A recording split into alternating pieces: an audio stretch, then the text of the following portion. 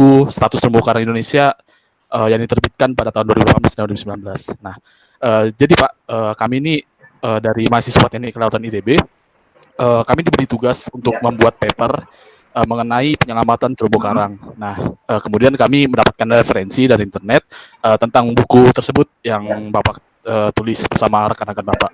Nah, jadi kami di sini ingin menanyakan beberapa hal sih Pak mengenai penyelamatan itu.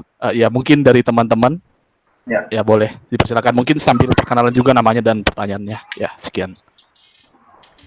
Ya silakan.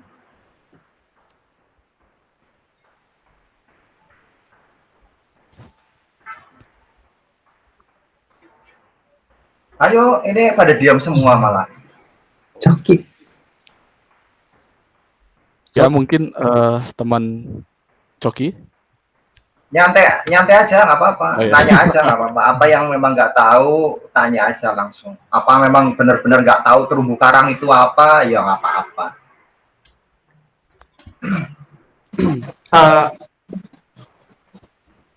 Baik Pak, selamat siang. Selamat Hari. siang. Mohon maaf nih sebelumnya saya pakai akun saya di HP yang lain, makanya jadi namanya agak kurang sopan. Saya perkenalkan kembali lagi aja, nama saya Ahmad Syauki Garib dari Teknologi. Nama saya Ahmad Syauki Garib, bisa dipanggil Coki, Pak Ari. Ya, boleh. Silakan. Sebelumnya saya ingin bertanya ke Pak Ari. Cara singkatnya perbedaan karang dengan terumbu karang itu apa sih Pak? Oke. Simpelnya itu, Anda tahu bedanya pohon sama hutan nggak? Oh, jadi kalau hutan itu gugusan karang ya Pak? Oh, terumbu karang itu gugusan karang ya berarti? Ya, seperti itu. Jadi emang banyak yang salah, bahkan sampai ke level pejabat pun kadang salah antara karang dan terumbu karang. Jadi ibarat kata pohon dengan hutan, gitu kan. Kalau hutan itu kan ibaratnya pohon-pohon itu berkumpul membentuk suatu ekosistem di mana itu ada namanya interaksi antara faktor biotik dan faktor abiotik membentuk suatu ekosistem. Nah, terumbu karang dan karang itu juga sama kasusnya. Jadi karang itu sebenarnya itu kan sebuah koloni ya. Koloni karang itu hewan ya, sorry ya. Karang itu hewan yang dia primitif sebenarnya, udah 200 tahun lah ya. Dia itu primitif, tetapi dia itu mendominasi di perairan dangkal. Nah, ketika mereka mendominasi, mereka membentuk suatu komunitas, kemudian datanglah ikan-ikan dan banyak lagi biota-biota lain berinteraksi membentuk suatu ekosistem terumbu karang. Itu simpelnya seperti itu. Jadi memang terumbunya sendiri atau platform. Kalau Anda pernah nyelam nggak? Saya dengar Pak. Ada yang pernah nyelam? Kalau di laut. Ada yang nyelam? Kalau di belum laut. Pernah. Ada yang pernah lihat? Aduh, aku mau menceritakan bingung juga. Kenapa? Aquascape Pak mungkin ya, atau kayak apa namanya semacam akuarium gitu Pak, akuarium air laut yang ada terumbu karangnya itu juga pernah Pak. Di mana? Di Ancol maksudnya? Oh iya, mungkin di situ juga ada Pak. Di SeaWorld? Bukan sih itu. Kalau di SeaWorld sih itu ya pokoknya gini, itu binatang itu jadi platformnya itu adalah kalsium karbonat. Jadi gini, kalau Anda punya, sebentar ya, tak kasih slide lah, kayaknya aku masih punya deh, tak presennya ya. Aduh, bentar, tak carikan slide-nya dulu biar kalian paham. Ini nggak bisa.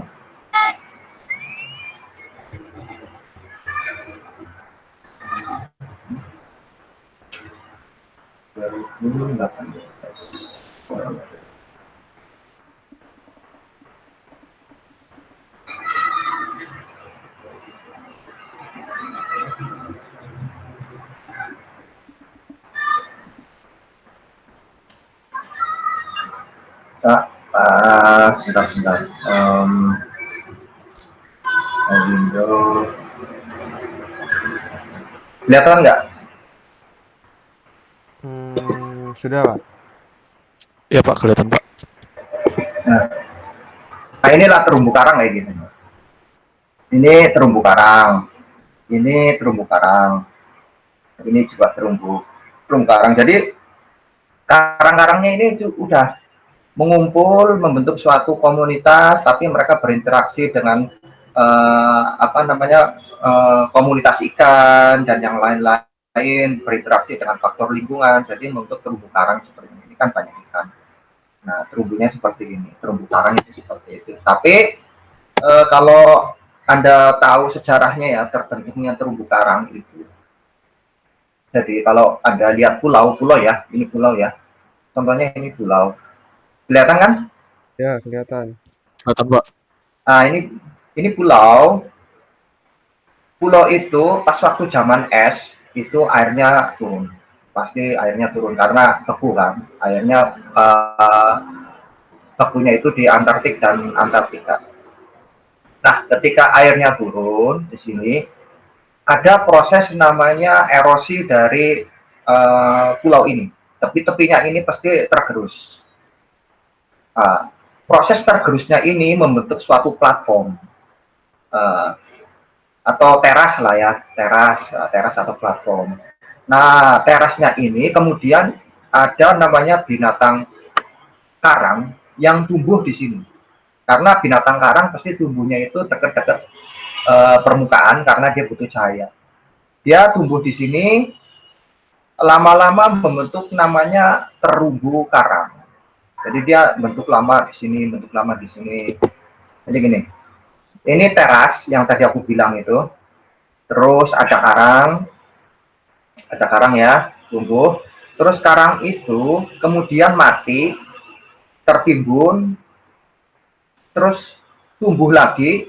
Nah, terus tumbuh lagi yang baru. Nah, proses yang siklus yang terus-menerus ini yang berlangsung selama ribuan tahun ini membentuk terumbu karang seperti itu. Jadi ini prosesnya terumbu karang kayak gitu. Jadi terumbu karang itu ya sebagai suatu geological structure dari kalsium karbonat yang dibentuk oleh karang gitu. Tapi di sini tetap ketika sini sudah tertutup, nanti di sini tumbuh karang-karang baru. Nanti tumbuh karang-karang baru seperti itu. Jadi nanti tumpukan kalsium karbonatnya itu semakin lama semakin tinggi seperti itu. Itu bedanya terumbu karang dan karang. Mungkin sekilas ya seperti itu. Oh iya Pak, mau nanya dari hal yang tadi dikatakan bahwa terumbu karang perlu cahaya matahari ya Pak. Apakah itu terumbu karang Ya, fotosintesis atau menggunakan cahaya matahari untuk keperluan lain Pak? ya kalau jadi terumbu karang itu hewan ya. Kenapa dia disebut hewan? Karena dia tidak mempunyai dinding sel. Yang pertama. Terus struktur selnya itu dia tuh sebenarnya dia tidak mempunyai, mungkin ini agak biologi banget ya mungkin ya, kalau teknik banget kan mungkin nggak akan bahas ini ya, tapi dia itu hewan, ciri utama hewan dulunya itu dia itu ada namanya dia dari organisme yang sederhana, kemudian mereka itu mengembangkan suatu sistem di mana mereka itu bisa bersimbiosis. Simbiosis tahu kan? Ya, Simbiosis itu kayak hubungan antara makhluk lu hidup. sama gue temenan lah, ya. Lu sama gue temenan, mereka juga temenan gitu kan. Ketika mereka itu bersimbiosis dengan alga bersel satu. Nah, jadi hostnya, selnya itu tetap sel hewan, tapi mereka itu ketimpa atau berteman dengan alga bersel satu di dalam jaringan, di dalam selnya itu. Jadi sel yang kecil, sel hewannya itu, kan mereka kan selnya itu sel hewan ya. tetapi mereka itu dapat bersimbiosis dengan sel alga bersel satu yang lebih kecil lagi. Kemudian sel alga itu ternyata memberikan manfaat yang lebih, dalam arti 90% atau 80% energi yang dihasilkan dari karang itu berasal dari proses fotosintesisnya Oke. alga itu. Kenapa alga itu bisa mau dengan karang? Karena alga itu sebenarnya itu membutuhkan host ya, dia butuh host. Jadi ibaratnya kata dia itu butuh rumah. Alganya itu butuh rumah. Nah, alganya itu terus ketemu dengan sel karang itu. Nah, cocok. Kemudian sel karang itu mendapat benefit di mana dapat hasil fotosintesis, dan mereka juga bisa mensupport kehidupan untuk alganya itu. Seperti itu. Jadi kalau aku lihat, kasih gambar ya kayak gini.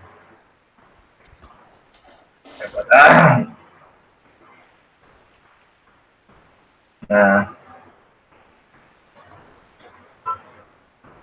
kelihatan ya?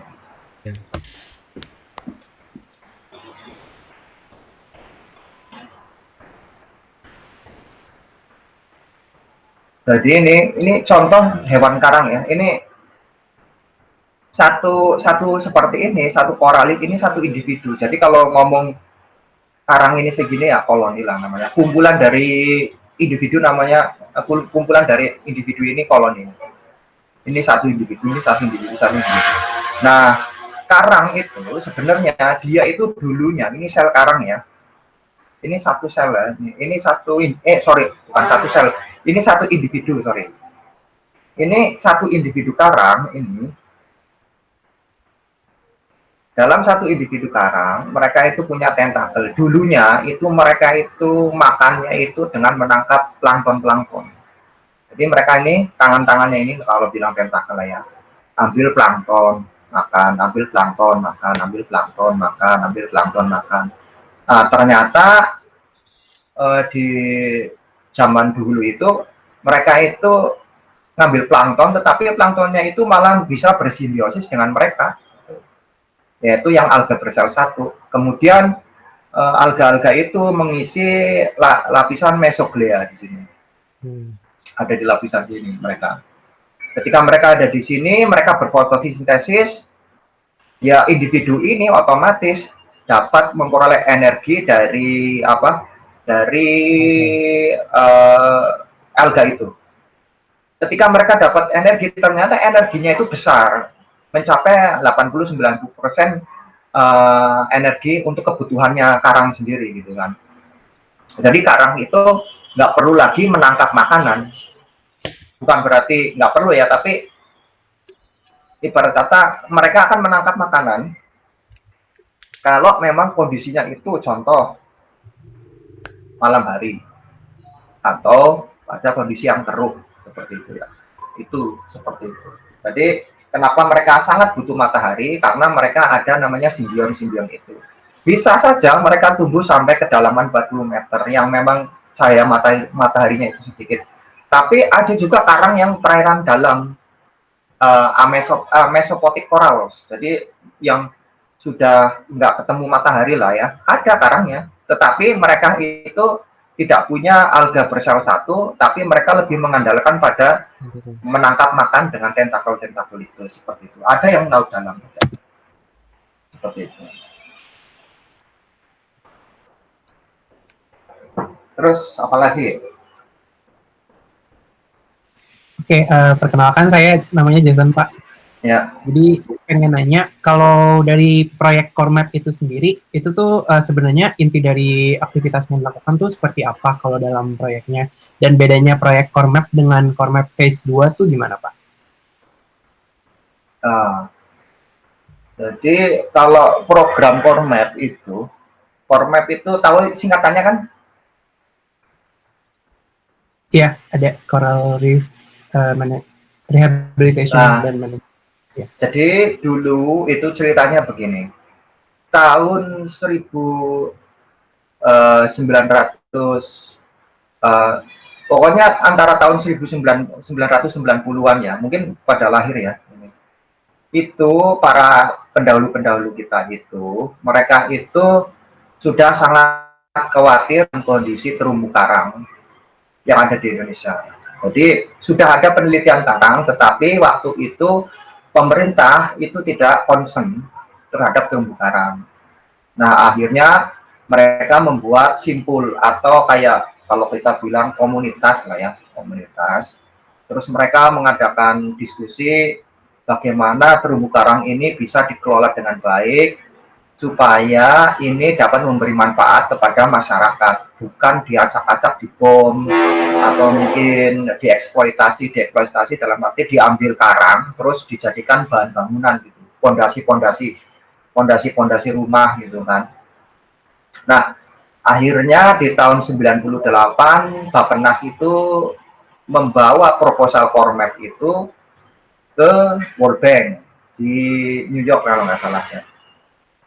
Apa di Washington ya, aku lupa. Akhirnya Bank Dunia itu setuju memberikan pinjaman jangka panjang.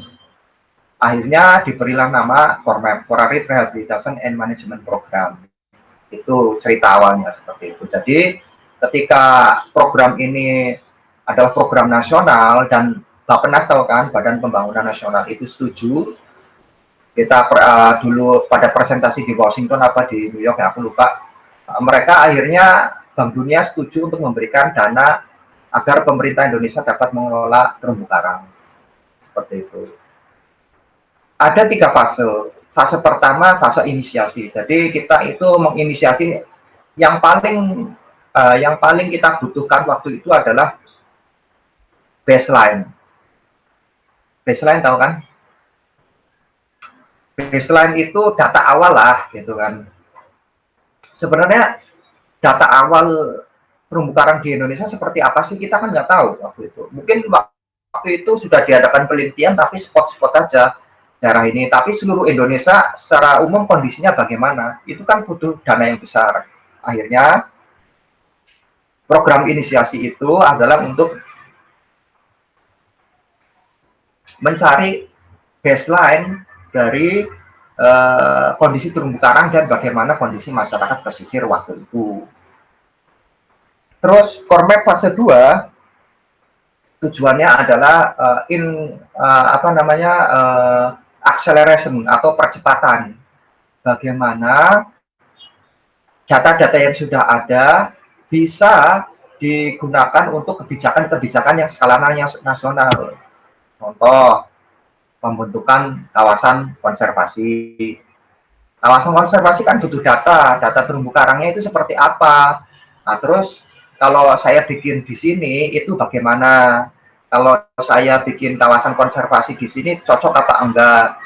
Terus data-data itu juga digunakan untuk program-program wisata karena di sini terumbu karangnya bagus, bisa untuk wisata, atau mungkin di situ memang terumbu karangnya akan digunakan untuk sebagai pusat biodiversitas yang memang notabene itu tidak boleh diganggu atau mungkin dibilang no take zone ya kalau Anda belajar kawasan konservasi. Nah, yang ketiga itu, fase 3 itu adalah fase institutional strengthening. Jadi di mana institusi daerah itu diharapkan bisa mengelola terumbu karang di daerahnya itu dengan baik. Seperti itu. Jadi kalau diserahkan ke pusat semua, otomatis pusat itu kewalahan. Tetapi kalau Pemda itu punya SDM, punya funding, mereka itu bisa mengelola terumbu karang itu secara mandiri dan independen seperti itu. Seperti itu. Terus apalagi? Ya. Selanjutnya saya mau nanya Pak, perkenalan Silakan. juga saya Sophie, mau nanya Pak, untuk yang terakhir ini kan berarti penelitian untuk terumbu karang di tahun 2019 ya Pak. Untuk penelitian itu sebenarnya dilakuinnya berapa lama sih Pak? Maksudnya dalam rentang bulan berapa lama? Lalu kira-kira survei selanjutnya itu kapan nih Pak? Terima kasih. Oke, jadi kalau kita ngambil data itu setiap tahun itu pasti ngambil data. Jadi modelnya begini. Em, Banyak institusi-institusi, nggak cuma LIPI loh ya, tetapi institusi pemerintah, contoh kayak KKP, Kementerian Kelautan apa sih Perikanan ya. itu, Kehutanan, apa KLHK, Kementerian Lingkungan Hidup dan Kementerian Lingkungan Hidup dan Kehutanan ya, itu sebenarnya mereka melakukan. Jadi kayak Taman Nasional melakukan, kawasan konservasi melakukan, dan kita pun melakukan. Nah, data-data itu kita kumpulkan jadi satu di tahun yang sama, kemudian kita bikin trennya. Jadi data itu memang data yang across Indonesia ya, dari barat ke timur gitu kan. Dan data-data itu bisa terverifikasi, yaitu dengan adanya laporan-laporan. Misal contoh Mbak Sofi itu melakukan pengamatan terumbu karang di Kepulauan Seribu, terus dibikin reportnya. Nah, dari report itu kita kumpulkan, oh dari Kepulauan Seribu datanya sekian, oh dari Bali datanya sekian, atau nah baru kita kumpulkan, baru kita bikin rata-rata seperti itu.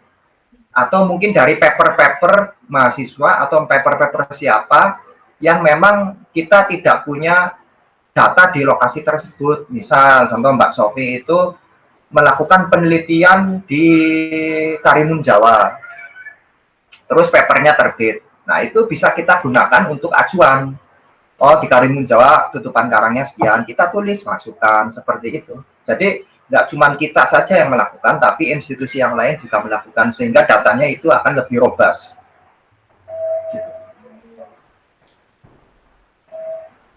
Berarti untuk yang saat ini juga sebenarnya masih jalan ya Pak untuk penelitian. Jalan, tapi ya betul jalan. Cuman kita terkendala COVID, jadi kita tiarap semua.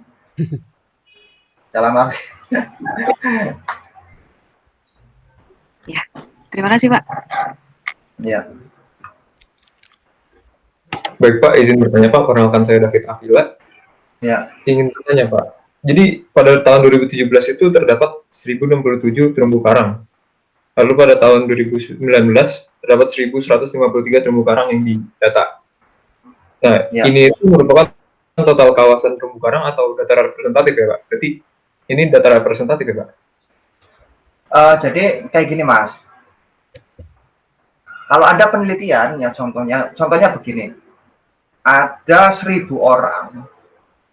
Terus Anda ingin meneliti bagaimana kondisi orang itu, apakah sehat atau tidak, atau sakit atau enggak, gimana? Kalau ada 1000 orang, gampanglah 1000 orang. Misal Anda tanya satu-satu, pasti ketemu kan. Tapi kalau 1 juta orang, Anda pengen tahu kondisi kesehatan orang itu, pasti Anda akan nggak mungkin menanya 1 juta orang, pasti nggak mungkin. Anda akan melakukan sampling. Nah, sampling itu adalah bagian dari penelitian di mana kita itu tidak bisa melakukan survei ke 1 juta orang itu, tetapi Anda melakukan sampling yang kira-kira mewakili dari 1 juta orang itu.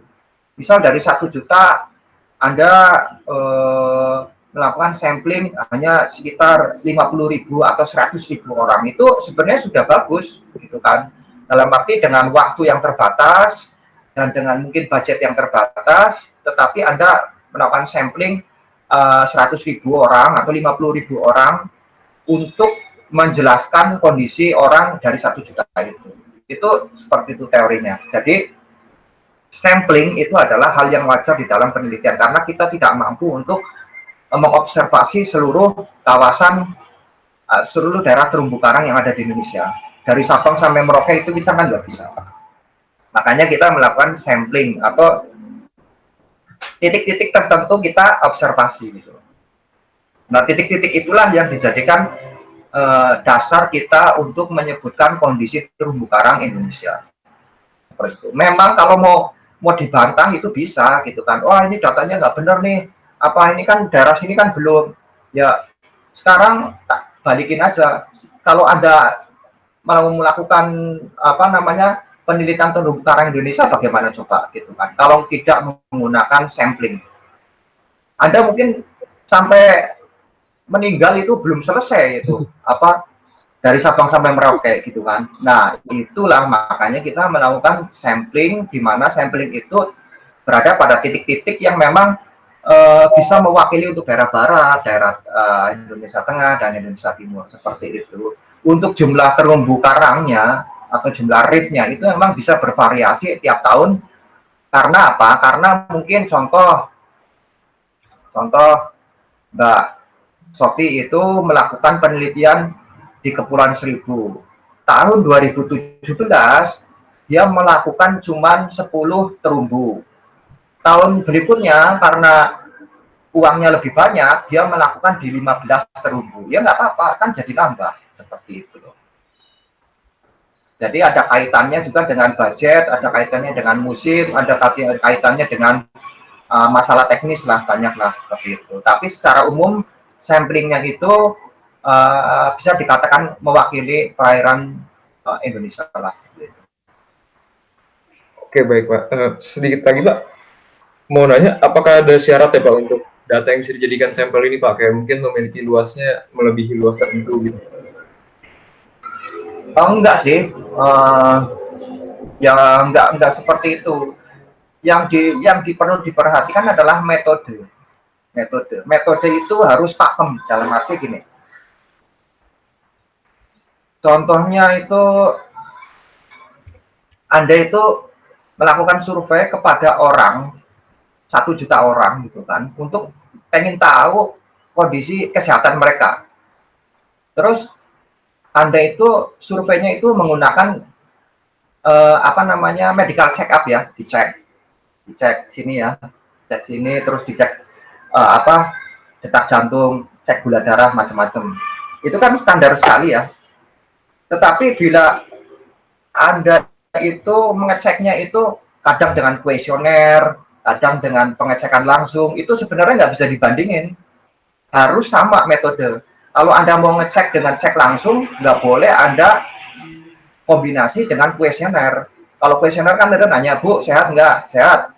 Terus ini pernah gejala-gejala ini enggak gitu kan. Pernah periksa darah enggak pernah. Terus Anda bandingkan dengan metode di mana teman Anda itu ngecek itu dengan real check gitu loh. Dalam arti detak jantungnya dicek, kolesterolnya dicek pakai yang di sini gitu kan. Itu metodenya yang beda, itu tidak bisa kita bandingkan karena itu takutnya tidak akurat. Nah, yang kita lakukan itu adalah persamaan metode. Metodenya itu harus sama gitu. Jadi kalau metodenya sama, itu dibandingkan itu gampang. Paham nggak maksudnya? Jadi metode pengambilan datanya itu kurang lebihnya sama. Jadi kalau metode pengambilan datanya sama, bisa dibandingkan. Meskipun luasannya itu tidak selalu sama. Karena kita menggunakan metode sama. Contohnya begini. Kita itu pasti di dalam buku pedomannya, kita punya protokol ya. Protokol ini sudah nasional ya. Itu kita melakukan transek. Transek tahu kan? Transek itu menggelar meteran di dalam air. Itu luasannya sama, udah 50 meter ya 50 meter semua.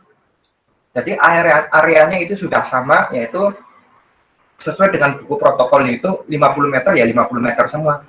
Ada buku panduannya sebentar ya, kalau mau. Sebentar. Bentar, aku punya nggak ya buku panduannya? Bentar.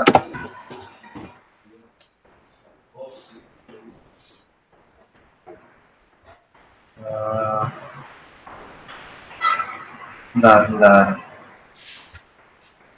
Aduh. Ya intinya kalau masalah area kita sama, luasan area yang kita teliti itu kurang lebihnya sama karena kita menggunakan metode yang sama dan luasan penelitian yang sama. Aku tak lagi nyari bukunya ini. Bentar.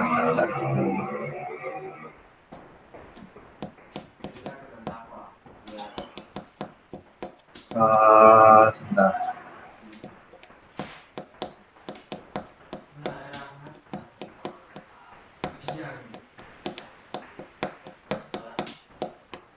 Ini ya, tak share.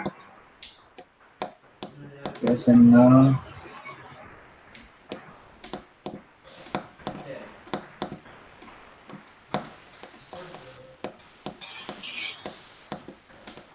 Masih belum ya? Ini masih loading.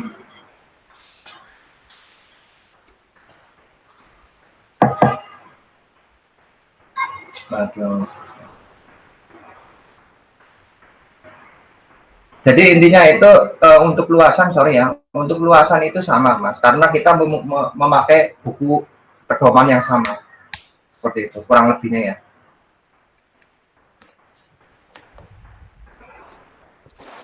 Ada lagi mungkin?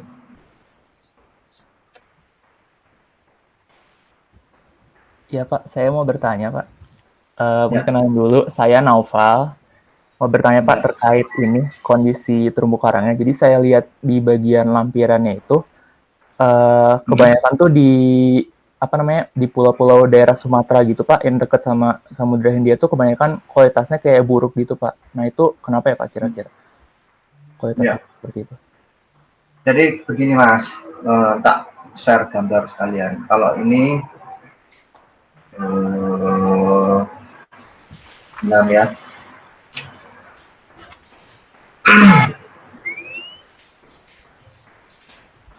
Uh, 2020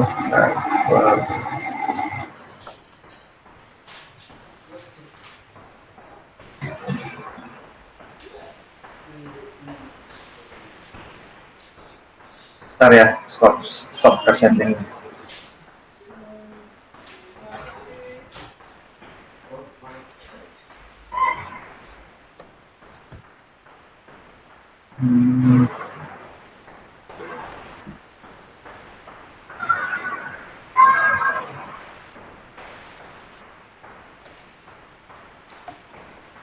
Kelihatan nggak? Terlihat Pak. Kelihatan ya. Nah, ini kalau kita melihat secara garis besar, ini tak gedein deh.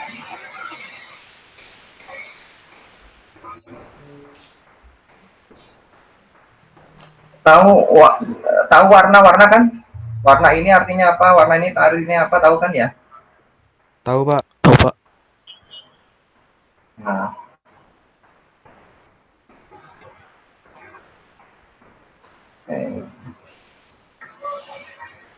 nah, oke. Jadi kayak gini. Saya nanya paling gampang deh. Pernah nggak Anda itu jalan-jalan ke daerah Flores atau daerah jalan aja bukan nyelam ya, daerah Flores atau daerah mana ya, Kupang, pernah nggak? Belum. Ada yang pernah? Belum Pak. Tahu pegunungan Jayawijaya? Tahu saja. Tahu saja, aku juga tahu saja sih. Tapi kalau kira-kira ya, kalau Anda mendaki ke sana, kira-kira nemukan hutan nggak? Tidak Pak. Kenapa? Karena kayak tandus. Karena dingin Pak. Dingin juga. nah itu oke. Berarti kan ibarat kata kita bisa berpikir bahwa hutan di sana tidak bisa karena kondisi yang ekstrim, ya kan? Setuju nggak? Iya Pak. Jadi meskipun di situ itu tidak ada aktivitas manusia, let's say kayak dia itu lokasinya itu tidak ada pembabatan hutan, tidak ada apa sih namanya pembalakan liar gitu kan. Tetapi memang hutannya di sana itu sedikit atau mungkin bahkan nggak ada gitu kan. Karena ekstrim kondisi. Nah itu juga sama kasusnya untuk terumbu karang. Kenapa karang-karang di wilayah pantai barat Sumatera itu cenderung merah ataupun kuning atau dalam arti ya miskin lah ya, miskin dan apa ya kurang baik lah ya. Itu ada di sini sepanjang ini. Nah, sepanjang ini sampai Bali Selatan juga ya. Karena apa? Karena di situ memang kondisi alamnya itu ekstrim, ombaknya besar, arusnya kuat, terus banyak terjadi apa namanya natural disturbance kayak tsunami atau gempa bumi yang menyebabkan karang itu tidak bisa tumbuh secara stabil. Tapi memang bisanya seperti itu. Jadi karang-karang di situ yang memang kondisinya tutupannya jelek atau mungkin miskin atau mungkin sedikit lah ya, itu bukan karena ulah manusia, tetapi memang secara alami mereka itu tidak bisa tumbuh bagus karena faktor lingkungan yang sangat ekstrim. Sama kasusnya kalau Anda ke Jaya-Wijaya tidak akan bisa menemukan hutan yang benar-benar bagus karena memang di sana itu dingin, temperaturnya rendah, terus apa namanya yang memang tidak cocok untuk banyak tanaman bisa tumbuh seperti itu. Jadi analoginya seperti itu, Mas. Jadi tidak semua lokasi itu mempunyai terumbu karang yang bagus, tetapi ada faktor lingkungan yang sangat berpengaruh di situ. Paham ya? Di sini itu sampai pokoknya kalau Anda pernah ke ini enggak apa namanya Pelabuhan Ratu atau mungkin daerah-daerah yang di pantai selatan Jawa gitu, Pangandaran, Parangtritis, pernah nggak? Pernah, Pak. Parangtritis. Nah, Kak, ya kalau Anda ke sana itu ombaknya kan gede-gede, itu ombaknya sekitar 1 meter, 2 meter, 3 meter ya gitu kan. Itu memang ekstrim sekali. Wong kita nyelam di sana aja nggak berani kadang. Ini kita dapat titik-titik ini itu karena apa? Karena di situ memang tempatnya relatif aman, jadi kita berani gitu kan. Tapi kalau di sini, terus di sini, waduh, itu bisa wassalam nanti kalau nyelam di situ. Gitu.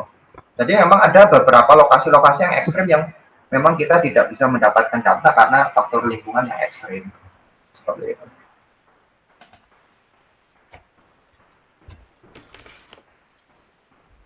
Jelas ya? Jelas, Pak. Terima kasih, Pak. Oke, apalagi? Saya izin bertanya. Siapa? Nama saya Ya. Aprilia Cahaya Safira. Saya izin bertanya, kalau di jurnal itu kan disebutkan bleaching itu kan udah tidak banyak terjadi dan ada kecenderungan untuk recovery. Nah, itu proses recovery-nya alami atau ada perlakuan khusus gitu, Pak? Oh, alami. Jadi begini. Jadi kalau bleaching, Anda tahu kan tadi ya, kejelasin bahwa bleaching itu terjadi karena banyak faktor, tapi yang paling umum itu karena pemanasan suhu air laut ya, paham kan ya? Jadi ketika temperatur air laut meningkat 1 derajat atau mungkin nggak nyampe 1 derajat lah. Jadi dia itu karangnya itu akan terpapar pada suhu yang tinggi di mana proses fotosintesis itu tidak berlangsung secara optimal, tetapi malah menghasilkan radikal bebas. Radikal bebasnya itu yang beracun yang menyebabkan lisis atau sel-selnya itu pada mati lisis, sehingga apa namanya alga bersel 1 yang tadi ada di dalam karangnya itu ya, itu pada lepas. Jadi itu pada lepas, pada keluar, akhirnya karang berwarna putih. Kalau kejadian ini berlangsung sampai 2 bulan atau mungkin 1 bulan ya, itu karangnya langsung mati. Kenapa karangnya langsung mati? Karena apa? Karangnya itu tidak bisa lagi memaintain tubuhnya. Jadi cara gampangnya begini. Kalau Anda biasa makan disuapin seumur hidup lah ya gitu kan. Meskipun sebenarnya Anda itu bisa ngambil makanan sendiri gitu kan, tapi karena sudah biasa disuapin, otomatis ketika yang nyuapin Anda pergi, Anda kan harus ngambil makanan sendiri. Nah, karena Anda tidak punya pengalaman mengambil makan sendiri atau mungkin Anda itu sudah terbiasa disuapin, maka akan terjadi namanya stres. Nah, stresnya itu yang kalau berkepanjangan mati dia.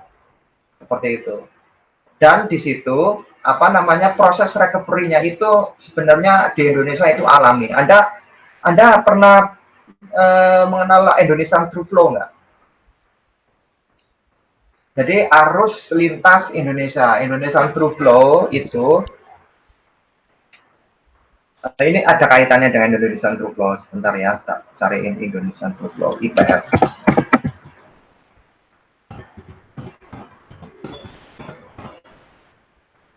Kayaknya harusnya A dan D presentasi slide.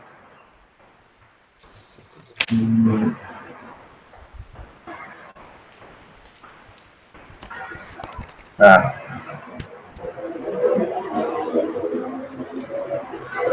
halo.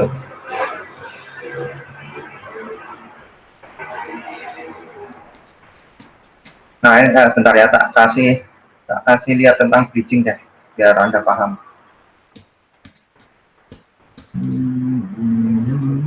Nah, ini bridging. Jadi contohnya begini ya, kelihatan kan ya?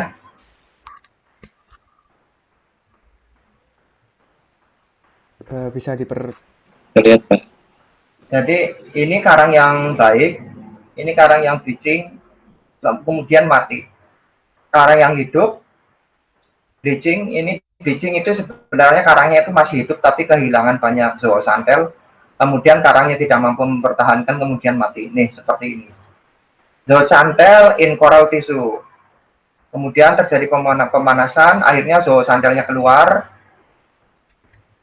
Jadi dia berwarna putih. Seperti ini putih, yang ini. Kemudian ketika dia tidak bisa maintenance lagi karena 90% dari energinya itu hilang. Karena yang tadinya itu dia mendapatkan energi itu 80-90% dari zoosantel, akhirnya kelamaan karang ini mati. Ketika karang ini mati, kemudian mereka ditemui oleh lumut-lumut seperti ini. Nah, sebenarnya dari sini ini ketika karangnya putih itu bisa kembali ke karang yang sehat kalau temperaturnya itu normal. Kenapa bisa? Karena ketika temperatur sudah normal, maka karangnya itu nggak stres dan bisa bersimbiosis lagi dengan tadi alga bersel satunya tadi balik lagi ke sini seperti itu. Itu proses recovery yang alami seperti itu. Jadi ini yang sehat, ini yang mati, ini, yang bridging ya, bukan yang mati. Ini bridging semua ini. Bridgingnya luas. Jadi bisa recovery dari yang bridging yang putih ke healthy coral kalau semuanya suhunya perairan itu turun. Seperti itu. Dan alga-alganya itu kemudian bisa bersimbiosis lagi. Gitu. Atau mungkin ya proses recovery-nya terjadi ketika karang-karangnya ini sudah mati. Tetapi ada karang-karang, kan tidak semua karangnya mati pasti. Pasti ada di sini ada karang-karang yang hidup nih, ini hidup, ini masih hidup, ini masih hidup. Jadi ada karang-karang yang resistan yang masih hidup. Nah, karang-karang resistan yang masih hidup ini nantinya akan berkembang dan menghasilkan telur-telur baru, di mana akan tumbuh anakan-anakan karang yang baru seperti itu. Seperti yang tadi saya jelaskan itu, bahwa ketika karangnya mati, nanti akan tumbuh karang-karang baru yang bisa menempati daerah-daerah situ. Jadi nanti timbul tumpukan-tumpukan karang, gitu loh. Tapi kan prosesnya ribuan tahun seperti itu, nggak mungkin setahun 2 tahun gitu kan. Nanti kalau karang-karang yang ini sudah pada mati semua, terus ketumpuk sedimen, ketumpuk kalsium karbonat, terus nanti tumbuh karang-karang baru di atasnya, ya numpuk lama-lama ke atas seperti itu. Jadi proses recovery yang ada di Indonesia itu recovery-nya alami tanpa bantuan. Yaitu karena apa? Karena memang kondisi perairan Indonesia secara umum itu masih bagus. Seperti itu.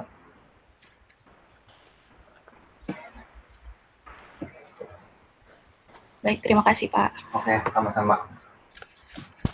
Ada lagi? Perkenalkan Pak, saya Arif. Ya. Saya ingin bertanya, apakah menurut Bapak status terumbu karang di Indonesia saat ini tuh masih mengkhawatirkan ataukah sudah aman gitu ya Pak? Dan lalu pertanyaan keduanya, dari LIPI sendiri ada nggak sih Pak strategi-strategi untuk menyelamatkan atau meningkatkan kualitas dari terumbu karang di Indonesia?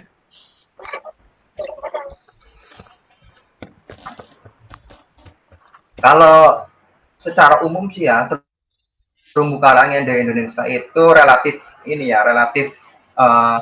baik, tidak terlalu mengkhawatirkan. Meskipun ada kekhawatiran, tapi tidak terlalu mengkhawatirkan. Tidak terlalu mengkhawatirkannya kenapa? Karena secara alami, ibarat kata gini, kamu itu nggak usah ngapa-ngapain, nggak usah dirawat, nggak usah diapa, udah mereka itu bisa pulih sendiri, mereka itu bisa tumbuh sendiri. Yang jadi masalah itu adalah ketika orang aktivitas manusia itu mengganggu. Jadi ibaratnya kata gini, Indonesia itu negara yang subur loh. Kamu ngelempar biji mangga aja bisa tumbuh pohon mangga gitu kan. Dibiarin aja itu tumbuh. Itulah Indonesia dan perairannya seperti itu memang. Jadi itu secara alami akan tumbuh sendiri, cuman yang membahayakan itu adalah kalau generasi-generasi muda atau masyarakat pesisir itu tidak aware terhadap terumbu karang. Contohnya beginilah. Sekarang Anda lihat Teluk Jakarta. Pernah ada yang paling nggak main ke Kepulauan Seribu? Ini dari Bandung semua ya? Nggak ada yang anak Jakarta ini. Saya Jakarta. Oh, Jason. Jakartanya mana? Jakarta Barat, dekat bandara. Oh, itu Tangerang berarti. Hampir Tangerang. Oh, hampir Tangerang. Oh, yo, kirain dipik kamu. Yaitu kalau Anda ke Kepulauan Seribu atau mungkin Teluk Jakarta lah ya. Itu sebenarnya mengkhawatirkan karena apa? Di situ itu banyak sekali sungai. Nah, sungai-sungai itu yang sebenarnya mengkhawatirkan karena membawa banyak polutan. Nah, itu yang membuat karang-karang mati. Gitu kan. Jadi sangat aneh ketika orang di Kepulauan Seribu, bukan Kepulauan Seribu, Teluk Jakarta ya, ngomong masalah konservasi gitu kan, ngomong masalah pencemaran lingkungan. Kan kemarin ada kasus Ancol itu mau membangun menambah luas, tapi diprotes sama sama masyarakat, katanya mencemari lingkungan lah apa-apa. Hal itu adalah hal yang sangat konyol menurut saya, lucu gitu kok.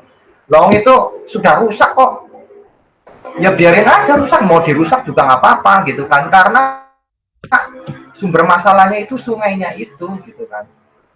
Kalau Ancol mau direklamasi ya nggak apa-apa gitu kan.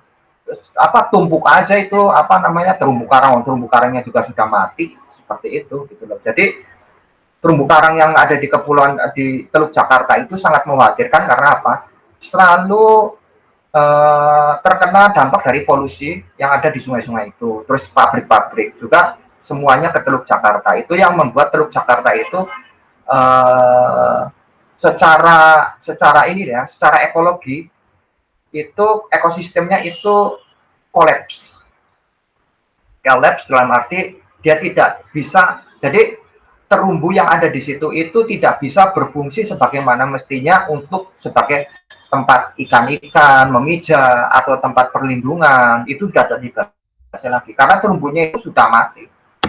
Oke. Terumbu yang sudah mati dalam arti begini loh, dia itu tidak bisa melaksanakan fungsinya dengan baik. Fungsi terumbu karang secara ekologis ya adalah untuk salah satunya adalah untuk mensupport daya dukung perikanan gitu kan. Kalau karangnya sehat kan ikan-ikan banyak seperti itu. Nah, itu yang tidak bisa kita dapat dari terumbu karang yang ada di Teluk Jakarta seperti itu. Jadi kalau saya mau bilang terumbu karang yang ada di Indonesia itu tidak cukup baik dan tidak terlalu mengkhawatirkan karena apa? Secara alami memang kalau kita tidak apa-apakan itu mereka akan tumbuh sendiri seperti itu.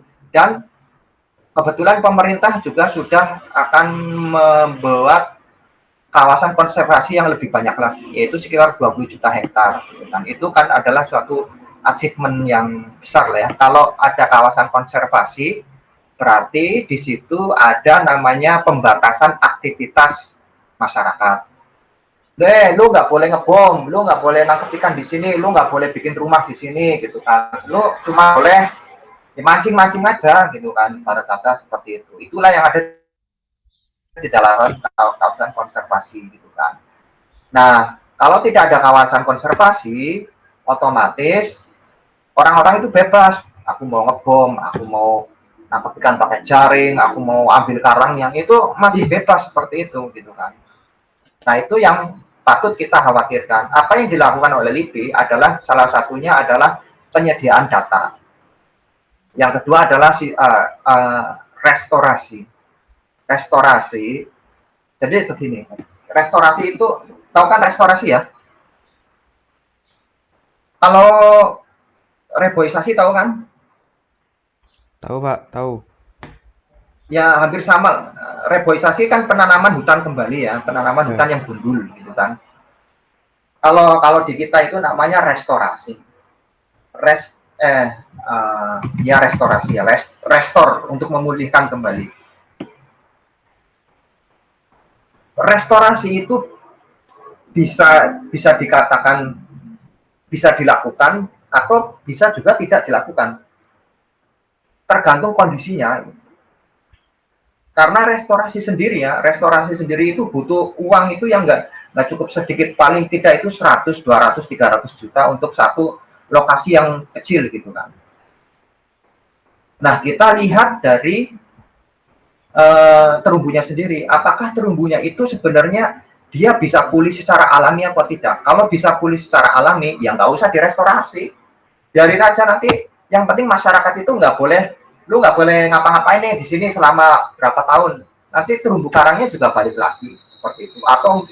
Atau mungkin di sini itu tidak bisa pulih kembali karena ancamannya banyak, terus terumbu karangnya sudah rusak dan tidak ada namanya karang-karang dewasa yang bisa bereproduksi. Nah, makanya perlu namanya transplantasi, perlu namanya penambahan substrat buatan seperti itu. Nah, kita lihat case by case. Ibarat kata, Anda punya pekarangan nih, Anda babat semua pohonnya gitu kan. Kalau musim hujan gitu kan, Anda itu nggak usah nyiramin gitu. Pasti nanti tumbuh lagi pohon-pohon yang baru lah gitu kan. Atau mungkin semak-semak yang baru nanti juga jadi pohon gitu kan. Tapi kalau memang Anda punya pekarangan terus babatin semua dan daerah Anda yang memang tandus, Anda biarin aja setahun ya nggak akan tumbuh-tumbuh gitu loh. Anda perlu namanya usaha untuk memulihkannya, yaitu dengan menyirami atau menanam kembali gitu kan. Nah, itulah yang ada di Indonesia seperti itu. Jadi bersyukurnya kita adalah secara alami itu kondisinya itu memungkinkan untuk pulih secara alami gitu. Terumbu karang itu pulih secara alami seperti itu. Yang dilakukan LIPI salah satunya adalah dengan edukasi yang pertama, yang kedua itu dengan penyediaan data data status terumbu karang, karena data itu dipakai oleh KKP atau Bappenas dalam pembuatan kebijakan nasional. Dan yang ketiga otomatis dengan konseling dengan KKP. Yang dilakukan oleh KKP tahu kan ya, Kementerian Kelautan Perikanan ya. Yang dilakukan oleh KKP sekarang membentuk Indonesian Coral Reef Garden. Tahu kan? Indonesian Coral Reef Garden, atau kalau mau dibilang ya kebun karang Indonesia gitu kan, yang ada di Bali. Jadi ceritanya mereka itu mau membuat, kalau Anda bilang itu kayak kebun raya, tahu kan? Kalau kebun raya pasti banyak pohon-pohonnya gitu. Nah, mereka mau membuat kebun karang. Jadi karang itu ditanemin di sana gitu kan. Nah, seperti itu. Supaya apa? Supaya ekosistemnya bisa pulih kembali. Itu yang dilakukan oleh Kementerian Kelautan Perikanan. Mereka menghabiskan dana mungkin lebih dari 100 miliar di tahun ini. Lebih dari 100 miliar mereka alokasikan di Bali untuk program Indonesian Coral Reef Garden. Salah satunya adalah penanaman karang di banyak lokasi. selain untuk meningkatkan ekonomi juga untuk membuat apa namanya ekosistemnya pulih kembali. Itu salah satunya seperti itu. Banyak sih program-program yang seperti itu. Terus apalagi? Ya, untuk selanjutnya perkenalkan nama saya Rois Anggung, panggil aja Rois saja Pak. Ya, Ya. terus untuk pertanyaan selanjutnya itu apakah strategi yang dilakukan seperti ini, seperti penanaman kembali ini tadi sudah apa ya, sudah efektif gitu Pak? Atau seberapa efektif kegiatan-kegiatan ini selama ini gitu? Kalau saya sendiri berpendapat itu kegiatan itu ada positif dan negatifnya. Positifnya itu adalah banyak masyarakat yang diberdayakan di dalam kegiatan itu. Contohnya lah begini, orang yang nganggur kehilangan pekerjaan, ayo nanam karang dibayar gitu kan. Atau oh ayo kita bikin substrat buatan, nanti ada aktivitas masyarakat yang seperti itu dan ada pembiayaan, otomatis bisa menggerakkan perekonomian seperti itu. Yang kedua adalah adanya manfaat di dalam segi ekosistemnya kembali pulih kan seperti itu. Cuman negatifnya itu ongkos yang dikeluarkan itu sangat besar. Jadi Anda nanam itu tidak langsung serta-merta akan jadi. Karena apa? Butuh maintenance. Maintenance dalam arti gini. Ketika Anda nanam karang jebret gitu kan, Anda itu harus punya program maintenance di mana Anda itu harus memelihara, menghilangkan lumut-lumut yang nempel, menjaganya. Kalau semuanya ada badai ya. Biasanya kan kalau di laut itu ada storm, ada musim angin barat, angin timur, monsun lah ya. Nah itu bagaimana gitu? Itu yang harus dipikirkan. Pembiayaannya itu yang membuat beban ya itu yang agak besar itu. Nilainya itu nggak sedikit mas, seperti itu. Positifnya banyak, tapi negatifnya adalah dari kegiatan pembiayaan. Nah, apa yang seharusnya kita lakukan itu adalah membuat, ini salah satu yang paling gampang, bagaimana kita itu membuat masyarakat pesisir itu sebagai aset, bukan sebagai masalah. Paham nggak maksud saya?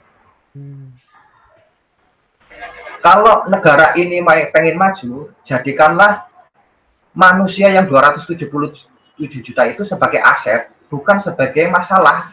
Kalau masalah itu ibaratnya ya orang selalu minta-minta, orang selalu ngeluh, orang selalu demo gitu. Kan itu jadi masalah gitu kan. Tapi bagaimana masyarakat Indonesia itu bisa menjadi aset, dalam arti aset adalah mereka itu bisa berkontribusi secara positif di dalam pembangunan ataupun di dalam melakukan konservasi. Itu yang harusnya kita lakukan. Karena secara alami terumbu karang Indonesia itu dibiarkan saja itu hidup dan bahkan bisa pulih secara alami. Tapi bagaimana manusia itu bisa menjadi aset dan bisa mengelola itu dengan baik. Itu yang harus kita lakukan sebenarnya. Jadi masyarakat pesisir ya kita harus ajari, kita harus perdayakan bagaimana ekosistem pesisir. Anda itu kalau bisa mungkin tidak boleh kayak gini, nangkap ikan pun tidak boleh pakai yang bom atau cyanida seperti itu. Mari kita jadikan mereka itu sebagai aset. Jadi ibaratnya kata begini, kalau saya kasih Anda ini uang 1 triliun untuk mengelola ekosistem pesisir, itu bagaimana? Nah, uang 1 triliun itu ibarat kata gini, kita harus bisa mengembalikan uang 1 triliun itu kepada negara ini lebih dari 1 triliun itu. Paham nggak maksud saya?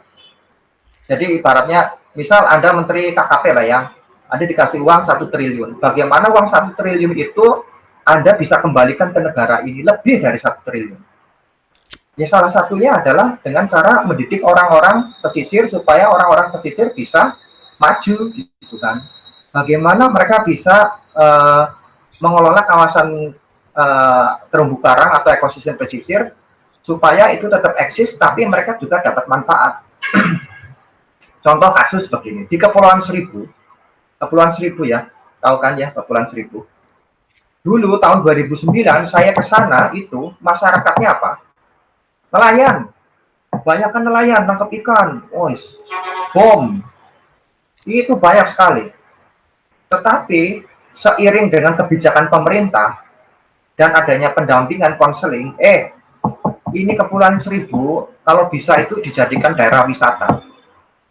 Akhirnya orang-orang di Kepulauan Seribu mulai berpikir, oh ya benar, jadikan daerah wisata. Akhirnya nelayan-nelayan yang ada di sana itu mulai beralih profesi. Yang dulunya nelayan, nangkap ikan dengan bom, jaring, macam-macam, layang, buradul, gitu kan. Mulai paham, oh ternyata kita bisa menjadi daerah wisata yang lebih menguntungkan daripada kita sebagai nelayan. Nah, itu yang harus kita coba approach ke masyarakat supaya masyarakat itu tidak terlalu depend on nature. Tetapi bagaimana mereka manage the nature. Nah, salah satunya dengan wisata. Kalau dengan wisata, mereka akan, saya punya rumah biasa-biasa aja, contoh ya. Saya punya rumah biasa-biasa aja di Kepulauan Seribu atau di Pulau Pari. Tetapi karena banyak wisatawan yang datang, dan itu disupport oleh Pemda, maka otomatis, wah, aku pengen rumah aku jadi guest house nih, gitu kan. Bisa, gitu kan. Dan dapat penghasilan dari situ malah. Rumah yang pas-pasan, tapi mereka jadi guest house. Setiap minggu ada ada turis yang masuk. Otomatis kan ibarat kata, ngapain mancing? Mending ngelola ini aja, wisata, udah bagus. Yang penting selalu dibersihkan, pulaunya itu nggak boleh kotor. Kita masyarakat selalu punya inisiatif untuk mengelola atau menjaga terumbu karang atau mangrove gitu kan. Itu malah yang terjadi sekarang. Bayangkan kalau mereka masih nelayan, itu kasihan banget hidupnya. Makanya ketika mereka beralih profesi dari nelayan menjadi, kalau boleh dibilang ya bukan pengusaha wisata ya, tapi beralih ke wisata, ada dua benefit. Yang pertama kesejahteraan mereka meningkat, yang kedua itu mereka itu mempunyai kondisi ekosistem pesisir yang terjaga. Karena masyarakat tahu, aku itu dapat uang itu dari turis yang mau melihat mangrove, yang mau melihat terumbu, makanya terumbunya mereka jaga seperti itu. Itulah yang harus kita coba sosialisasikan ke masyarakat supaya masyarakat itu peduli gitu kan. Maka kita jadikanlah masyarakat itu aset. Ya sama ketika Anda kuliah, bagaimana pemerintah itu bisa mendidik masyarakat Anda ini supaya jadi asetnya nanti ketika Anda lulus bisa berkontribusi positif ke negara seperti itu.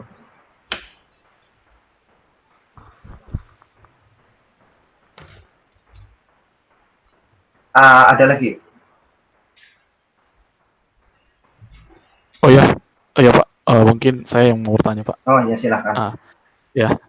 Kenalin lagi Pak, saya Gideon. Ya. Jadi mau nanya Pak, tadi kan Bapak sudah sebutkan tadi sebenarnya tantangannya itu, hambatannya itu dalam hal-hal seperti ini itu biaya ya Pak. Mungkin dari segi yang lainnya Pak, selain biaya ada kira-kira nggak ya Pak? Kalau untuk biaya, kalau biaya memang itu cost-nya itu agak mahal ya. Yang kedua itu rendahnya kesadaran masyarakat, itu masih sangat rendah sekali. Dan masyarakat, ketika kita harus melawan kemiskinan, itu sangat-sangat susah sekali. Masyarakat pesisiran miskin diajak negosiasi seperti ini ya, ngobrol kayak gini, mereka itu nyambung, tapi mereka tidak akan melakukan. Karena apa? Mereka terbelenggu masalah ekonomi. Aku harus dapat ikan, bagaimana? Tuh, sedangkan wisata aja nggak jalan. Apa yang harus saya dapatkan gitu kan? Anda tahu perbedaan nelayan sama petani? Tahu Pak. Apa? Kalau petani itu memelihara lah istilahnya. Kalau nelayan menangkap, menangkap di alam. Ya, betul itu. Kalau nelayan Anda itu pergi ke kebun atau ke sawah itu tidak akan mengharapkan hasil pada saat itu. Sekarang saya mau ke kebun lah, belum tentu Anda pulang bawa hasil kebun. Paling Anda akan membawa hasil kebun 6 bulan kemudian ya kan, atau mungkin ya pas panen. Tapi kalau nelayan, kalau sudah ke laut itu mereka harus dapat ikan. Kenapa? Karena mereka sudah ngongkos bensin, minyak gitu kan, tenaga gitu kan, dan mereka itu gimana caranya harus dapat ikan? Ya salah satunya ngebom biar cepat. Itu ya yang kayak gitu-gitu yang memang kita tidak bisa pungkiri dan kita tidak bisa menutup mata gitu kan. Itu ada sekali di depan kita. Kalau mereka sudah miskin, itu sangat repot sekali, benar. Jadi kalau kita omong-omong sama mereka, lah saya menghidupin keluarga bagaimana gitu kan. Kalau saya harus menjaga terumbu karang, tapi wisata nggak ada, bagaimana dong? Kalau saya nangkep ikan dengan pancing biasa, paling cuma dapatnya berapa ekor. Itu tekor saya, padahal bensinnya udah banyak. Seperti itu. Anda mau bagaimana coba? Pasti itu akan menjadi dilema. Itulah yang jadi salah satu, mungkin kalau Anda pergi ke lapangan, Anda ketemunya seperti itu. Karena saya pergi ke lapangan, jadi saya tahu, oh ketemunya modelnya seperti ini ya. Masyarakat masih salah satunya adalah kesadaran yang rendah dan juga adalah kemiskinan yang ada di dalam yang terjadi di masyarakat pesisir. Masyarakat pesisir miskin kenapa? Karena apa? Karena yang pertama infrastruktur ya, ibarat kata mungkin di situ jalannya jelek, tidak ada namanya lapangan usaha, terus jauh dari kota gitu kan. Terus masyarakat didiamkan saja, tidak ada aksi dari pemerintah yang nyampe ke situ. Masyarakat ibaratnya udah lalu hidup sendiri aja deh. Nah itulah seperti itu yang salah dari pemerintah sebenarnya. Nah bagaimana program-program pemerintah itu sebenarnya supaya bisa sampai ke masyarakat yang miskin di pesisir, supaya mereka tidak depend so much on nature gitu loh. Kalau orang itu sudah depend so much on nature, ya udah dibabat habis udah. Siapapun itu orangnya pasti yang namanya pembalakan hutan ya kayak gitu juga gitu. Nah disitulah selain masalah dana juga masalah kesadaran dari para rendahnya kesadaran dan tingkat kemiskinan yang tinggi di daerah pesisir. Itulah kalau Anda mau lebih kenal Indonesia, pergilah ke wilayah timur di mana orang-orang itu masih ya ibarat kata ya untuk sehari-hari cuman nelayan, bagaimana coba seperti itu.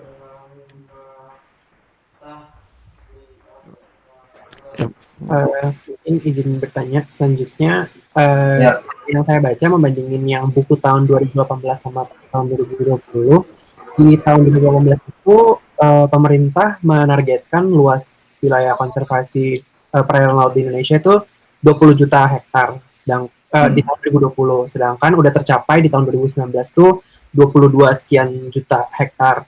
Nah itu tuh berarti peningkatan luas ini tuh karena emang recovery dari terumbu karang secara alami ditambah sama restorasi yang dilakukan sama organisasi-organisasi ya Pak? Oh enggak, kalau jadi mungkin ada misinformasi ya. Kalau yang di 2018 itu aku tulis berapa, nggak nyampe 20 juta, 17 apa ya? Iya, apa sih? 19 juta, tapi ditargetin 20 juta di tahun 2020. Pas tahun 2020 itu 20 juta itu. 20 juta. Kan aku nerbitin buku itu 2020 ya, tapi data yang saya pakai itu 2019. Data terumbu karangnya ya, tapi ketika saya menulis di tahun 2020, saya itu dapat informasi dari KKP, mereka itu sudah mencapai 20 juta hektar. Jadi begini loh Mas, jadi kalau Anda melihat peta Indonesia itu 20 juta hektar kawasan konservasi itu kurang lebihnya 10% dari total perairan laut Indonesia. Mereka itu pengen menargetkan itu. Kurang lebihnya 10% ya. Jadi contohnya begini. Kalau Anda punya lapangan sepak bola, terus Anda punya daerah yang lapangan sepak bola yang bentuknya kotak itu kan, persegi panjang. Terus Anda punya 10% dari kotakan itu yang Anda bisa jaga, otomatis itu adalah suatu kebanggaan. Karena apa?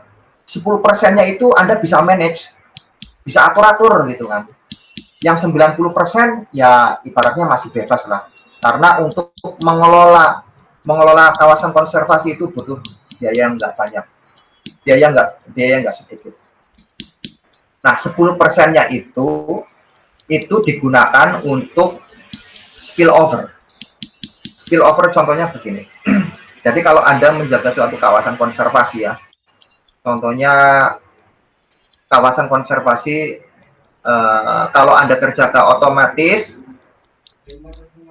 biota-biota yang ada di situ, ikan-ikan yang ada di situ, atau terumbu karang yang ada di terumbu karang yang ada di situ, otomatis bisa bereproduksi kan, reproduksi ikan-ikannya tambah banyak. Nah, reproduksinya itu kalau mereka itu sudah mencapai tahap yang lebih tinggi, yang ibaratnya sudah mencapai peak season, maka ini akan spill over atau menyebar ke daerah-daerah yang lain. Nah, maksudnya dari KKP itu adalah penyebaran benih-benih ini, penyebaran ikan ini dari kawasan konservasi itu bisa menyebar ke daerah-daerah yang non konservasi. Maksudnya, jadi ini, kalau Anda punya 10%, otomatis dari 10% itu bisa memproduksi benih atau ikan atau telur ke daerah yang lain, di mana daerah yang lain itu akan tumbuh dan berkembang benih-benih itu. Nah, itulah yang dijadikan satu landasan KKP. Kenapa KKP sangat berambisi sekali 10%? Karena 10%-nya itu bisa untuk mensuplai ikan dan telur-telur biota-biota yang lain ke 90%-nya itu. Atau paling nggak ke 50% lah. Nggak nyampe 90% itu. Karena apa? Karena kalau kita tidak seperti itu, ya kita habis gitu kan. Jadi harus ada kawasan yang dilindungi supaya ini bisa bereproduksi. Hasil dari reproduksi itu bisa mensuplai ke daerah yang tidak dilindungi. Bayangkan kalau semua repot kalau memang jadi kayak buah malakama ya jadi ya. Kalau kita mau melindungi seluruh kawasan perairan, otomatis nanti akan diprotes masyarakat. Masyarakat kan punya kebebasan. Gue pengen dari zaman penjajahan sampai sekarang ini saya melaut terus di sini kok tiba-tiba dilarang gitu kan. Pasti mereka akan protes. Nah, tidak serta-merta seluruh kawasan perairan itu dijadikan kawasan konservasi. Pasti ada kawasan yang bebas, di mana masyarakat bisa beraktivitas, bisa membangun, bisa bikin apa sajalah di situ, gitu kan. Dan memang 10% itu juga modal yang dikeluarkan pemerintah itu sudah banyak sekali, gitu kan. Nah, saya tidak tahu berapa triliun untuk 10% itu. Tapi impact-nya itu adalah kita suplai perikanan dan yang lain itu tetap terjaga.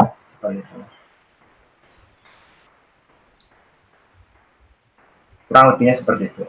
Oke, makasih Pak. Ya. Ya, saya mau bertanya lagi Pak. Ya, silakan. Untuk dari LIPI sendiri, apakah ada target selanjutnya Pak mengenai kawasan konservasi perairan Indonesia ini? Dan mungkin apa strateginya? Terima kasih. Oke, terima kasih. Jadi begini, kalau misalnya Anda itu ditunjuk jadi seorang manajer kawasan konservasi, langkah yang Anda lakukan apa? Anda jadi manajer gitu kan.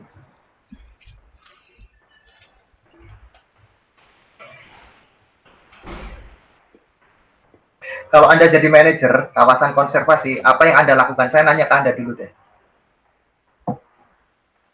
Kalau saya jadi manajer, ya, mungkin melakukan edukasi juga Pak terkait orang-orang yang sekitarnya dan mungkin membuat regulasi Pak yang lebih ketat. bagus ya. Jadi edukasi itu memang penting. Kalau ini kan kaitannya dengan kawasan konservasi ya. Jadi kalau kawasan konservasi, ketika Anda sebagai manajer, itu Anda itu harus bisa melihat input dan output. Input dan output maksudnya begini. Saya itu dibayar berapa sih? Gitu kan. Maksudnya kawasan konservasi ini dibayar oleh pemerintah berapa sih? Gitu kan. Misal 1 triliun, oke, 1 triliun untuk luas wilayah 1 juta hektar. Terus saya diminta mengelola wilayah 1 juta hektar ini dengan duit 1 triliun. Yang Anda harus pikirkan adalah bagaimana duit 1 triliun ini bisa memberikan impact lebih dari 1 triliun. Ya Anda itu harus menghitung aset yang dipunya. Terumbu karang luasnya berapa, nilai valuasinya berapa, ikan-ikannya ada berapa, terus wisatawannya ada berapa, terus masyarakat yang kerja dari wisatawan itu berapa, adanya pekerjaan tetap yang dihasilkan dari wisatawan itu berapa, terus Anda itu bisa memberikan job kepada nelayan-nelayan itu berapa. Itu yang harus Anda itu pikirkan supaya ini pengembaliannya itu lebih dari 1 triliun. Dan bagaimana itu tetap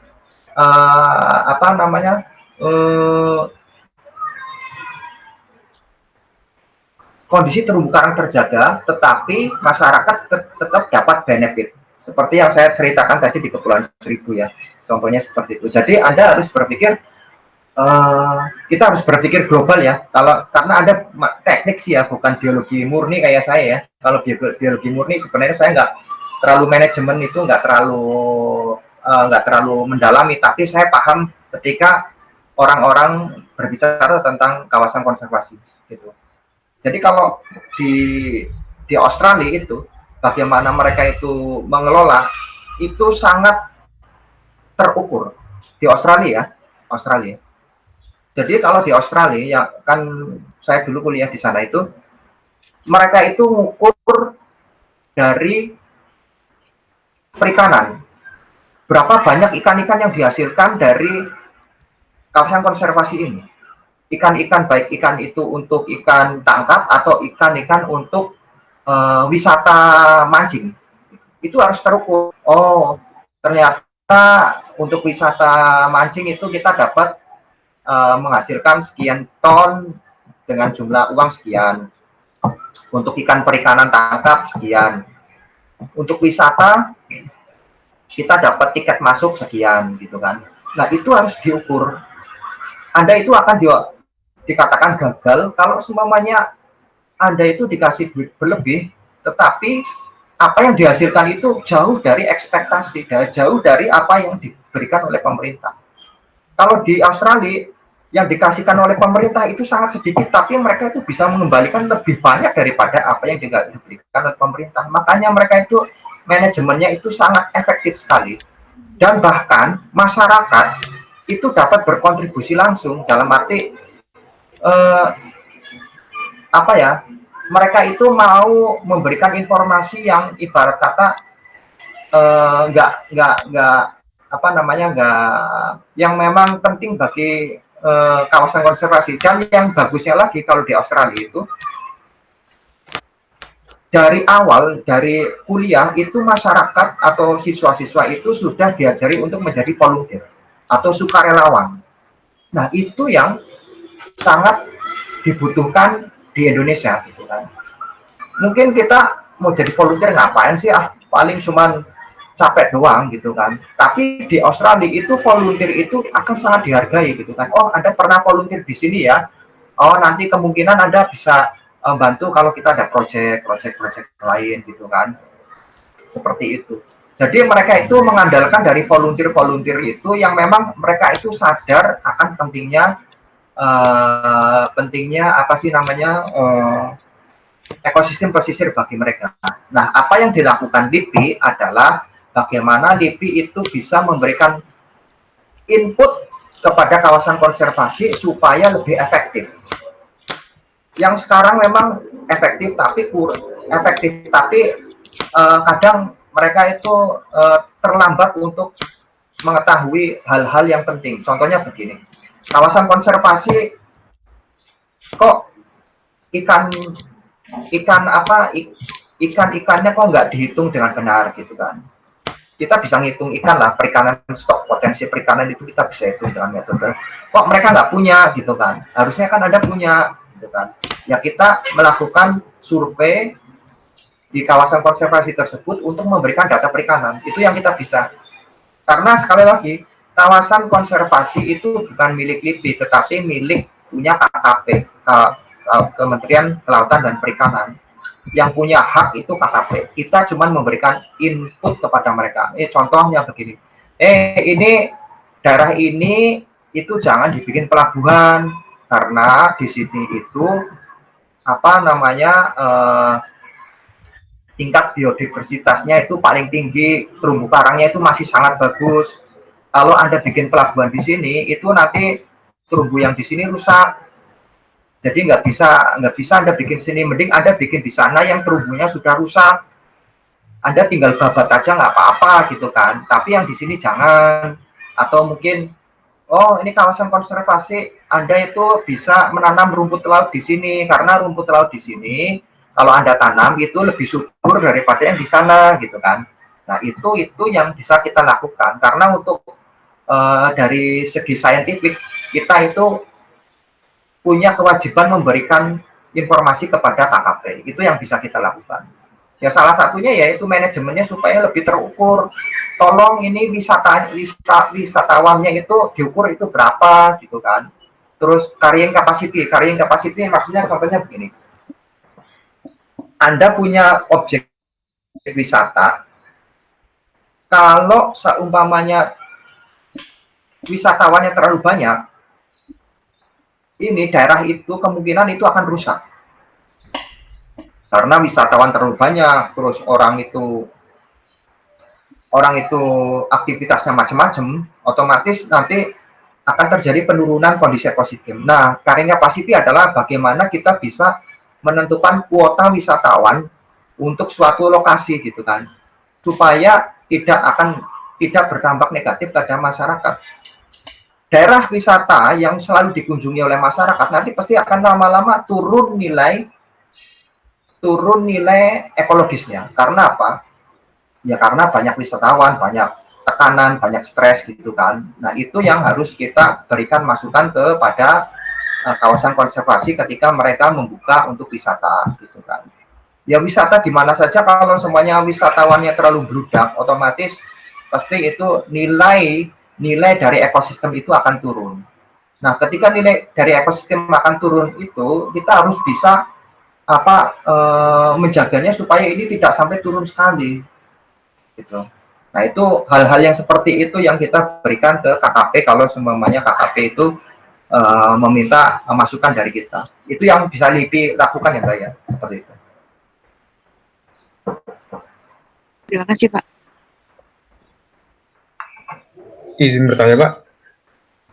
Ya, dari Bapak, adakah pesan atau saran untuk masyarakat mengenai urgensi kondisi terumbu karang di Indonesia, Pak?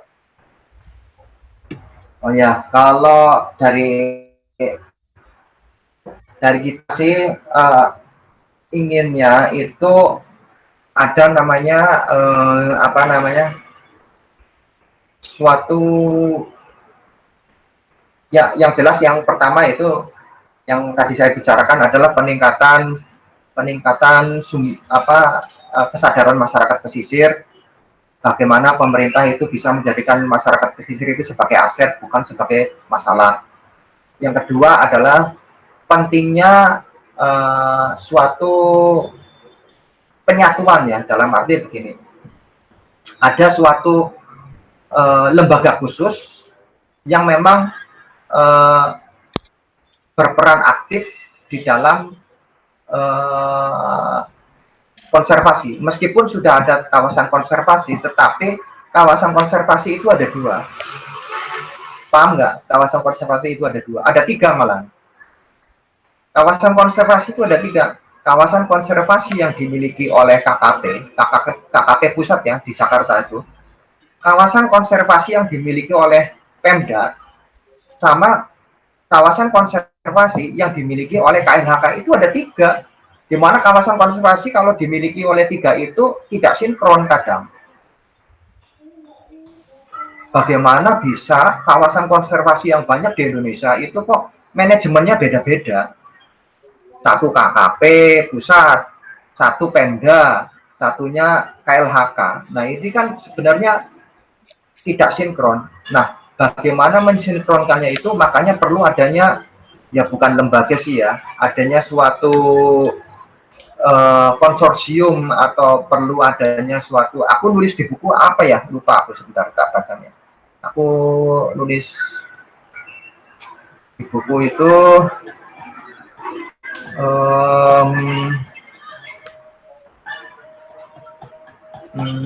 aduh kemana sih?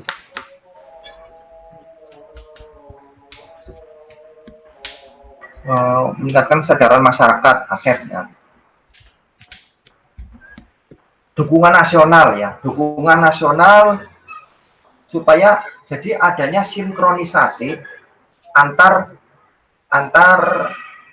institusi. KKP punya kawasan konservasi, KLHK, Kementerian Lingkungan Hidup punya kawasan konservasi, Pemda punya kawasan konservasi. Nah, bagaimana kita bisa mensinkronkan itu di bawah satu payung? Gitu loh. Nah, itu yang harus kita lakukan karena lembaga-lembaga itu kan punya kepentingan sendiri. Masalah ini terkait uang gitu loh. Ibarat kata, saya punya kawasan konservasi nih. Kawasan konservasi itu kan nyumbang duit sebenarnya. Nyumbang duit juga itu mereka, karena mereka itu kan ada wisata gitu kan. Makanya itu kadang yang repot itu kalau sudah institusi-institusi itu bermain di situ tapi tidak sinkron. Bermain dalam arti, gue kan dapat duit nih dari kawasan konservasi ini, dari pajak dari wisata ini gitu kan. Tapi untuk program-programnya itu kadang nggak sinkron antara Pemda, KKP dengan KLHK. Nah, itu yang harus kita sinkronkan. Dan harus ada dukungan nasional secara penuh dalam arti ada dana untuk restorasi ekosistem pesisir. Atau dana untuk bagaimana peningkatan restorasi ekosistem pesisir dan peningkatan kesejahteraan masyarakat pesisir. Masyarakat pesisir itu sudah lama sekali tidak jauh dari layanan pemerintah. Coba Anda pernah nggak Anda pergi ke Garut? Pantai Garut, yang Anda pernah kunjungi mana coba? Santolo Pak, pernah. Ada gimana? Jogja. Santolo Pak, tahu. Yang pantai Santolo, Pak. Pantai mana? Santolo. Di Jogja? Jawa. Enggak, Pak. Di Garut, Pak. Di Garut, tapi di Garut. Pamengpek pernah? Pamengpek belum. Belum, Pak. Oh, belum. Saya itu pernah ke Pamengpek, itu ya Allah, sepinya benar. Sepi banget asli. Dan ya masyarakatnya ya begitu-begitu aja sih, ibarat kata ya repot sih kalau mau ngomong ya. Nah, masyarakat pesisir, mungkin kalau masyarakat pesisir di Pulau Jawa itu masih bisa, ya mereka itu masih bisa survive lah ya. Tapi survive dalam arti mereka itu kadang melaut, kadang nggak melaut, nggak apa-apa gitu kan. Tapi kalau Anda pergi ke daerah yang Kupang atau daerah Indonesia Timur, masyarakat pesisirnya itu ada di pulau yang jauh. Listrik nggak ada. Sebenarnya salah siapa sih gitu kan? Ya nggak salah siapa-siapa. Misal sebenarnya kalau masyarakat itu mau mendirikan sebuah perkampungan, itu paling tidak jangan sampai membebani negara gitu kan. Karena ketika masyarakat membuat suatu kampung, negara itu terbebani karena apa? Harus bangun listrik, bangun jalan di situ kan. Nah, masalahnya itu masyarakat itu bikin kampung-kampung itu sesuka sendiri gitu loh. Itu yang kadang repot. Terus pulaunya banyak, tambah repot kan. Nah, itulah yang kadang kita itu agak kurang apa ya, agak kurang teratur di dalam apa namanya zonasi wilayah gitu kan. Sebenarnya pemerintah itu sudah baik, cuman kan kadang masyarakat punya hak adat yang memang mereka bisa lakukan sendiri gitu kan, tanpa harus ada kewenangan atau aturan dari pemerintah gitu. Membuat suatu kampung sendiri, terus kalau kampung itu ada tapi listriknya nggak ada, bagaimana mereka akan mau hidup? Tapi tetap aja mereka bisa hidup seperti itu. Makanya kalau ada study tour, mending study tour ke daerah-daerah yang terpencil supaya Anda itu bisa melihat bagaimana masalah yang dihadapi di masyarakat seperti itu.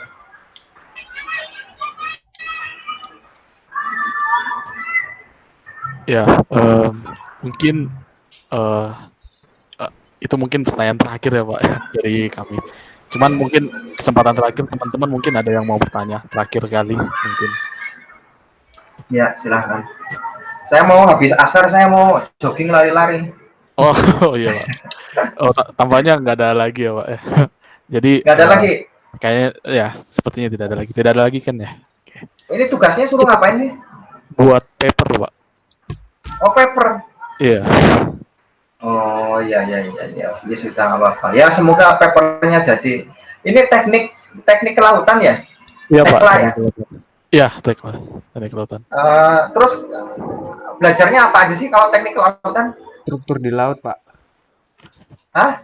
Struktur, Pak. Ya, struktur Pak. Topografi maksudnya? Bukan Pak. Apa? Mungkin Pelabuhan, gampang. Pak. Ya. Oh, pelabuhan. Konstruksi ya, kayak gitu ya? Iya, benar Pak, konstruksi. Iya. Kayak buat PLTN tapi PLTN. Pembangkit listrik tapi dekat laut gitu ya enggak? Iya, Iya, salah satunya Pak. Bisa juga, Pak. Bisa juga. Salah satunya. Ya. Oh, gitu. Menurut saya itu ada kalau mau itu kalau nggak salah ada. Anda tahu ICCTF nggak? Tidak, Pak. Indonesia Coral Reef, Indonesia Climate Change Trust Fund. ICCTF, Indonesia Climate Change Trust Fund, itu mereka punya project di kawasan Indonesia Timur untuk pembangunan. Aku nggak tahu mereka mau bangun apa, tapi yang jelas itu kaitannya dengan pembangunan. Mungkin pembangunan dermaga atau apalah, saya nggak tahu lah mereka itu. Tapi yang jelas mereka tuh punya dana untuk pembangunan di wilayah Indonesia Timur. Nah, mungkin Anda bisa kontak ICCTF ya dengan Pak siapa ya, aduh lupa aku ketemu pada. Nah, itu mungkin bisa memberikan sebagai narasumber ya, kalau semuanya Anda itu pengen tahu bagaimana program pembangunan di wilayah timur kaitannya dengan peningkatan wilayah pesisir lah ya, perekonomian di wilayah pesisir. Oh, pantesan ya, Tekla. Kalau aku ngomong terumbu karang ya ada nggak paham ya, pantesan. Iya Pak. Ya mungkin itu sih Pak. Kami ingin terima kasih lah karena Bapak udah meluangkan waktu untuk. Ya sama-sama. Ini mahasiswanya cuma 9 atau 10, itu satu kelas ini? Enggak Pak. Ini kayak kelompok Pak. Oh, kelompok. Kirain satu kelas. Ya. Oh. Iya, Pak. Ya mungkin kita boleh berfoto dulu ya. Ini angkatan berapa ini? Dokumentasi. Oh ya. Oh ya, boleh. Ini angkatan 2017 dan 2018 Pak. Oh, 2017 2018. Oh, berarti sebentar lagi semester terakhir ya? Iya. Ini mau foto bersama, ayo foto. Iya, foto. Mungkin dihitungin ya saya ya berarti. Ya, kita hitung ya. 3, 2, 1. Oke. Sekali lagi atau cukup ya? Ya boleh sekali lagi deh. Oh, sekali lagi. Oke. Oh, sekali lagi ya, oke. 1, 2, 3. Ya. Oke. Udah. Ya, terima kasih banyak ya Pak sekali lagi untuk waktunya. Ya, ya sama-sama. Terima kasih ya. Ya, semoga bermanfaat ya ilmunya ya. Ya Pak. Ah, Terima kasih Pak. Terima kasih ya, Pak. sukses buat papernya. Ya, Terima kasih Pak. ya. Terima kasih Pak. Assalamualaikum. Waalaikumsalam warahmatullahi wabarakatuh. Pak.